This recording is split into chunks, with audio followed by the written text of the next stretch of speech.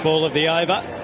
Fired a little wide and Brown able to reach for it. Hit it where he wanted to. Poor ball, that.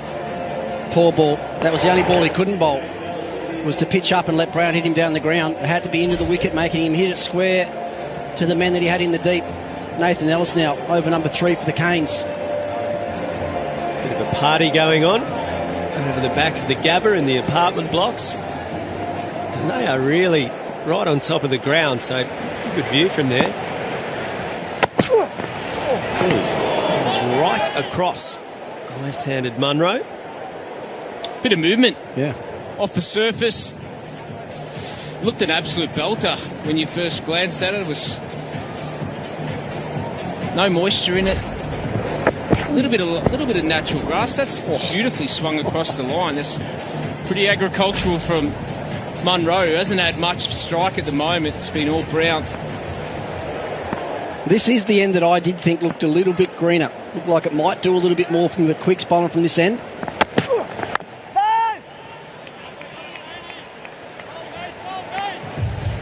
As soon as he saw that movement, Nathan Ellis, he mid-wicket went straight to first slip. Caleb Jewell, the man there.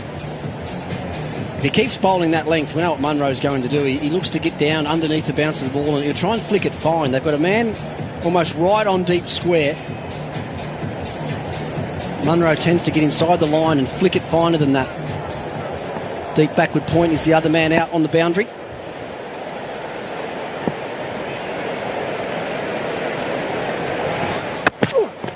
Comes at him, flashes it away through the covers for 4. Good way of explaining it, Al. That is thrashed through the covers. Using the feet. Getting to the pitch of the ball. Being creative, Colin Munro. That's what he's been since ball 1 of the BBL. Nathan Ellis always consistent on his line and length with the odd change of pace. Well, Munro's saying, I'm not having any of this seam movement. I'm going to take it out of play, come down the wicket and belt it through the covers. Good proactive batting.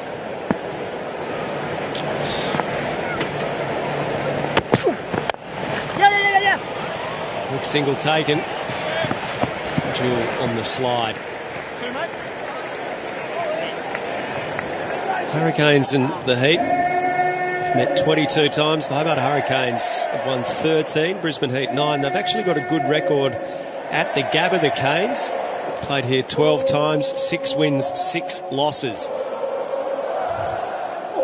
Had some good duels with the Brisbane Heat over the years, going right back to the early stages of the BBL. Some high-scoring affairs. Change of field again. Deep point comes up for Brown. They've got a deep mid-wicket and a deep square leg. I think his wide's got to be his line's got to be wider here, I think, Nathan Ellis. Change of pace instead.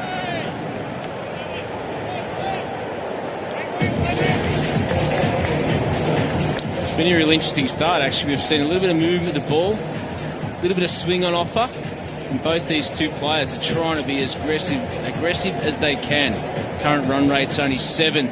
So it's not all in the batter's favour at the moment.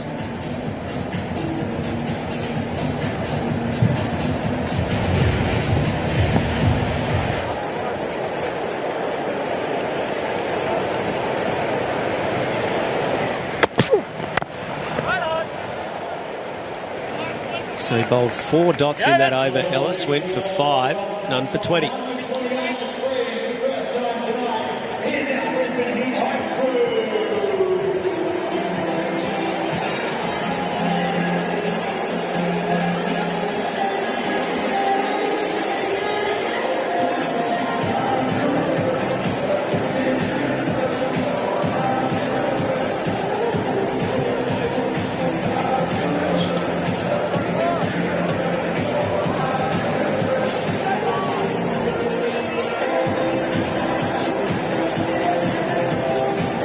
Heat fans are in big number again at the Gabba. Fantastic atmosphere. And their team has been playing some superb cricket, unbeaten this season. Looking to make it a franchise record, 6 wins in a row if they can get over the Hobart Hurricanes tonight. The Hurricanes with their own motivation, they'll be in the top 4 if they can secure victory. Here's Jordan. No run. And one of the stories of the season has been Nikhil Chowdhury and his performances for the Hobart Hurricanes, and he's on the fielding mic for us tonight. Nikhil, thank you for joining us. Thanks, mate. Thank you. Sum up your experience in the Big Bash League this season. What's it been like for you? Oh, it's been pretty good, mate. I'm pretty grateful for Hobart Hurricanes to give me this opportunity. I've been trying to crack into Big Bash from last 3 years, and I'm happy I got the opportunity this year. So your residency had only just clicked in, is that right, to allow you to be signed? Yes, mate. Good bowling, CJ! Good start, boy! Yes, mate, I just got everything done this year, and that's why I'm playing as a local. And Hobart Hurricanes been looking at me from last couple of years, and I've been playing with James Stokes from last couple of years, and it helped me a lot as a player, as a person. And again, I'm pretty grateful for this opportunity. It's been going pretty good. Boys are welcoming me pretty well. Enjoying the atmosphere here, mate. Catch it. Now, you're a good cricketer, we can see that. Not a great Mexican restaurateur, we hear. There were a few incidents in the restaurant that led to a change of career to go into the courier business. Is that right? Oh, true, mate. I'm not a good cook, and not very good with the knives. Obviously, got cut my index finger on the first day of the job. So never cooked in my life, to be honest.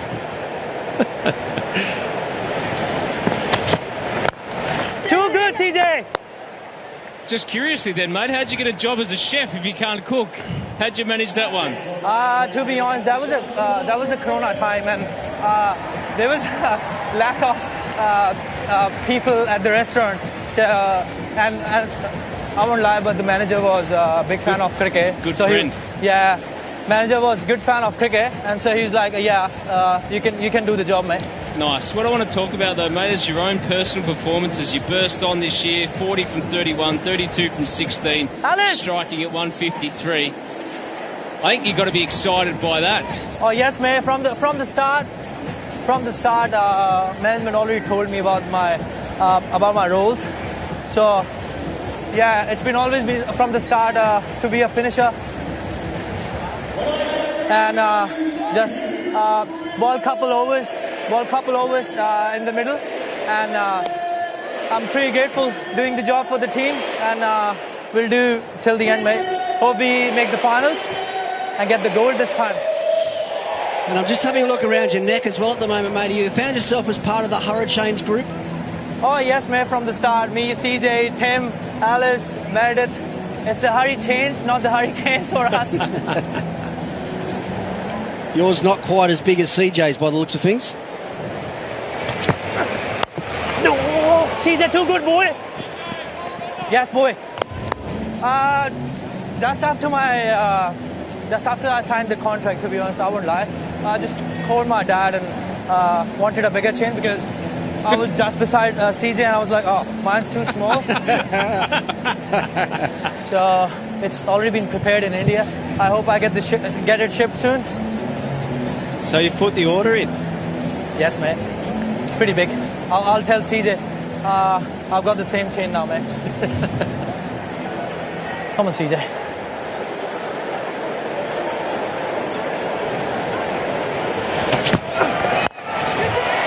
He waits on it, he lofts it over mid-on.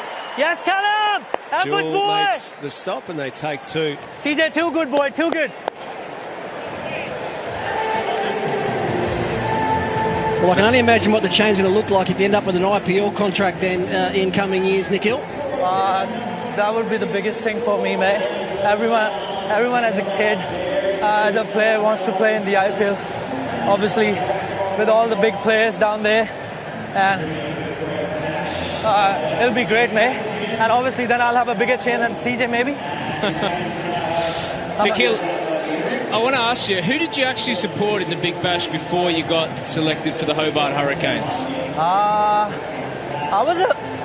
was pretty big fan of Stars because of Max Mullen's toughness. And this year, third game we played against them, I had my fan movement with both Maxi and Stone is in the dressing room, and they were pretty welcoming me. Good place, good person. Well, I'm actually surprised to see spin operating from this end. The short boundary straight down the ground. Wee! Too good! Good start, boy! Normally what you'll see here at the Gabba, and I was talking to you pre-game, Al, about this, the spinners predominantly will bowl from the other end. It's longer, straighter, hitting back that way, and also with the big leg side boundaries. He's got to get his length right here. He's got to be forcing Munro to hit square of the wicket on the leg side. Can't get too full. Anything that's a step hit will disappear down the ground. Catch it! Oh, hey, too good, dudes. Good start, boy. So now that comes into play with the right-hander Brown on strike. Nikhil, thank you very much. We'll come back to you in a little bit. Thanks, mate. Thank you very much. What an amazing story. What a whirlwind for him to go from idolising players in the Melbourne Stars lineup to rubbing shoulders with them, and not only just playing, but playing a key role for the Hurricanes, Rick. Yeah, and I spoke to him pre-game today, Nico, and he actually went out of his way last game to sprint around the boundary line to catch up with another one of his heroes, Brett Lee. That could be out. Dropped. It was in the air a long, long time, and Tim David never looked overly comfortable underneath it. Well, that could be costly. Yeah, that will be costly. Patrick Dooley into the attack early. Deceives Josh Brown, and he never looked comfortable at all. No, Tim David, we were watching him closely. It hung up there for an eternity. It was a tough catch, but as a professional, probably got to hold on to that one. That's a big, big moment in the game. It's usually reliable, Tim David, but he'd be disappointed with that effort. That's good. That's a good length, that from Dooley. Got away with the ball before, because you think about Josh Brown and Paddy Dooley would have played a lot against each other through the Brisbane grade cricket and some of the T20 competitions they have up here. So he should be able to read him. He should know which way the ball is turning. Got to get their next chance now. They've got to be sharp, the Hurricanes. Can't let the body language drop on the back of one mistake. Big single taken. Chance. Brown was not onto it initially. If that throw hit the stumps, he was out. I've seen a couple of times this year and in the past Josh Brown getting out to a player which has just been introduced in the attack, and I think that's a little area for him to just dissect and learn about in the future. Sort of been close, would have got home.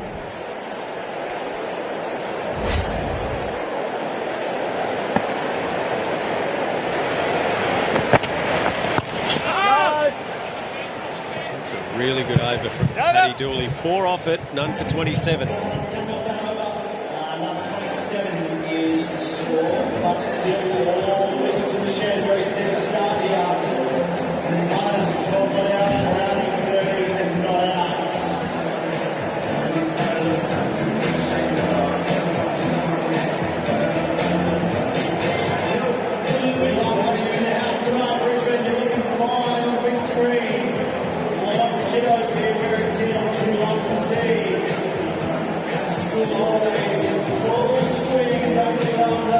Pretty good start with the ball from the Hurricanes in terms of the economy.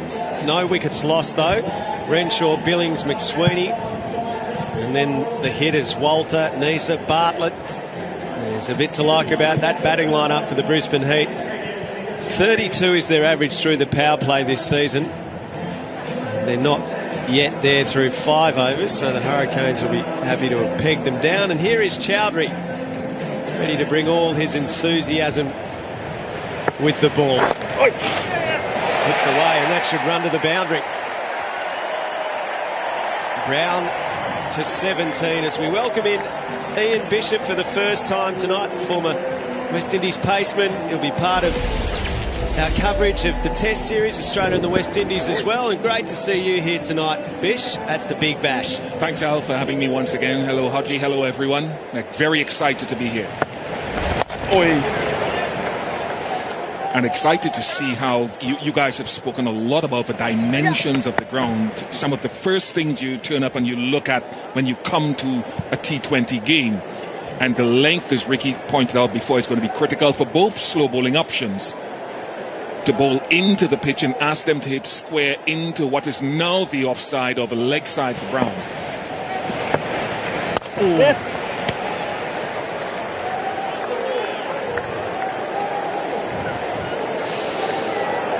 I must admit, I'm surprised to see both spinners operating straight out of the power play. I thought that there was a bit of zip and pace in there for the quicks. Rolly Meredith got it to swing and seam early.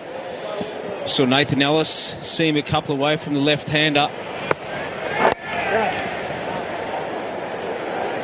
I'll be thinking two's a chance here, but they don't return. That's the spot there where you really have to hustle as an opening pair, as a partnership. Hit the ball into the gap. It's a long boundary, which you just mentioned, Bish. And it has to be a running game. You've got to hit it 90 metres to clear those deep outfielders onto that onside. So Munro, he'll target deep mid-wicket if he gets a chance. Yes. That will only be a single as well. Now, to that side of the field, to the eastern side of the ground, the school end, as they call it in footy season, that it's MCG-like with some of the space out on that side of the ground, isn't it? Potentially threes on offer out there. That's gone high. Cries of catch it. Man underneath it. Holding on.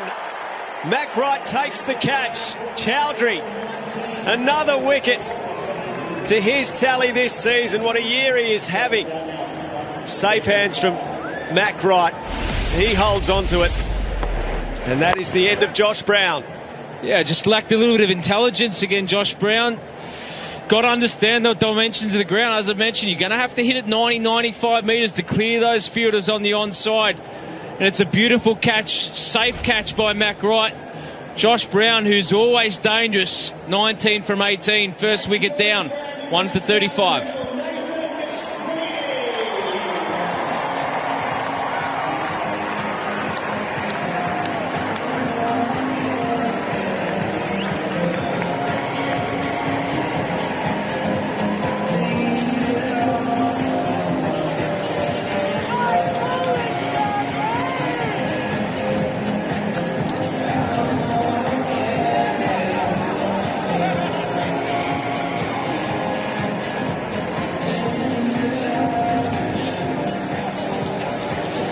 So Nathan McSweeney comes in at number 3, produced some good knocks this year. 73 off 52 against the Thunder, 22 not out in the last game against the Sixers.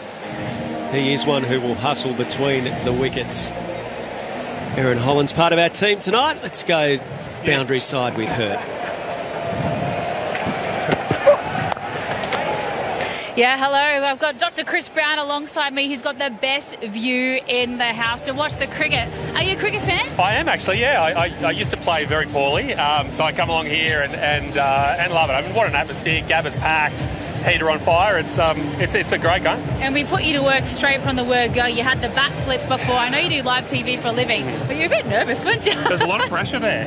You gave me the very strict instruction not to hit myself in the head with it, which was a very good tip. I thank you for that. But didn't really do the home fans a great favour by allowing the Hurricanes to win it. Oh, that's all right. I'm here to help. Make sure you don't hit yourself with the bat flip. We'll get you back. It was so successful.